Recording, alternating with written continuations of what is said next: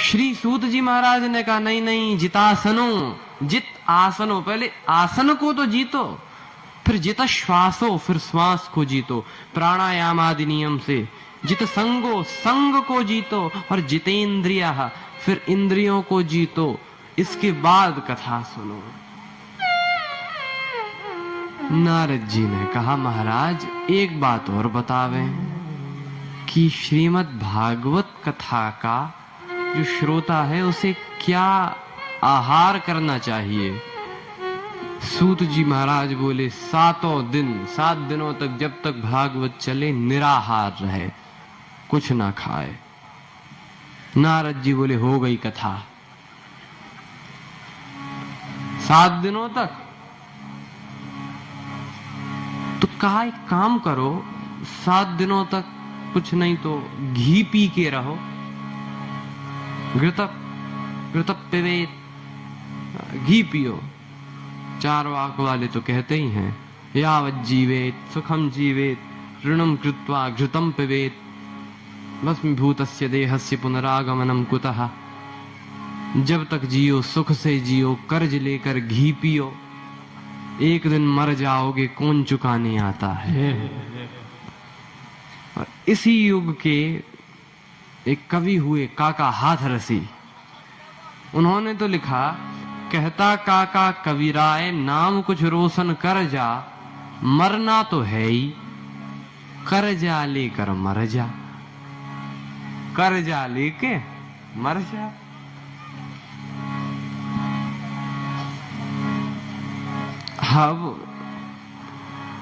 हाँ, हम चर्चा कर रहे हैं कि श्री सूत जी ने कहा कि 7 दिनों तक घी पी के रहो। नारद जी ने कहा आज का जमाना, व्यक्ति की शुगर इतनी हाई, बीपी इतना हाई, 24 घंटे हार्ट अटैक मानो कभी भी आ सकता है, इतना ज्यादा इनका कोलेस्ट्रॉल है। हाँ, और आप घी और पिवा रहे हो और 7 दिनों तक। तो कहा कि कुछ नहीं।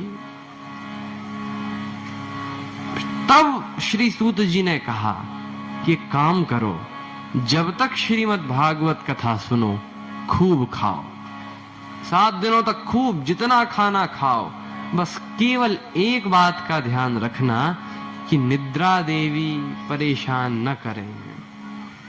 निद्रा, क्योंकि खाने के बाद नींद बहुत आती है, तो इसीलिए पहले कथा हो जाए फिर खाना खा लो, या तो कथा के 4-5 घंटे पहले खाना खा लो और इसके बाद कुछ भी मत खाओ, कथा सुनो फिर खाओ।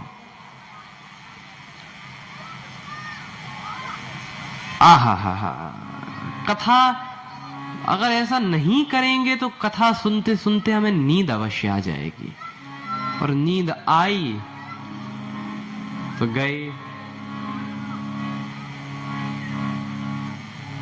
पार्वती जी कथा सुनी और नींद आ गई।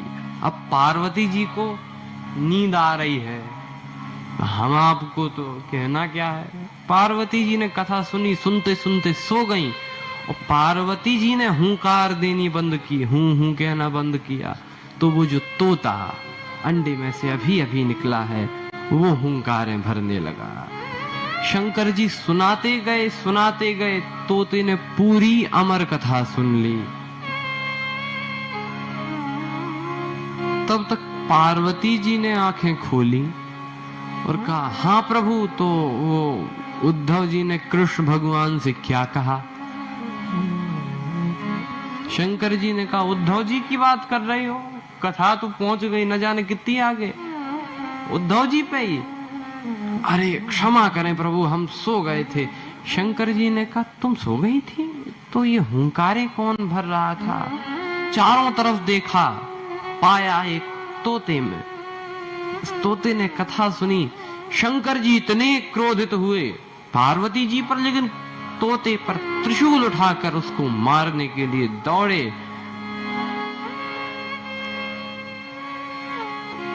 तोता उड़ा।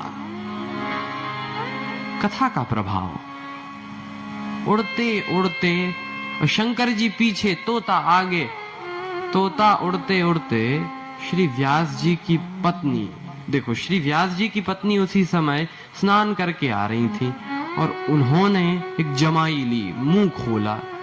वो मुंह खोला तो तोता मुंह में ही प्रवेश कर गया और प्रवेश करके गर्भ में स्थापित हो गया। शंकर जी व्यास जी के घर के बाहर त्रिशूल लिए बैठे। व्यास जी ने कहा, अरे प्रभु आपका दर्शन, प्रणाम किया, दंडवत हुए, आप कैसे?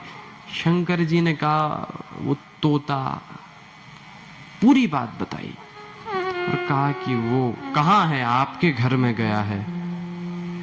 तो कहने लगे व्यास जी की आपने ही तो उसे अमर कथा सुना दी है, आप खुद कह रहे हो, अब क्या वो मर सकता है जो आप त्रिशूल लिए उसके पीछे भाग रहे हो? शंकर जी ने कहा, क्या हो? शंकर जी तो चले गए, ये तोता महाराज 12 वर्ष तक माता के गर्भ में रहे, बाहर आई नहीं। कहते हैं कि भगवान, मैं जानता हूं कि आपकी माया बहुत प्रबल है।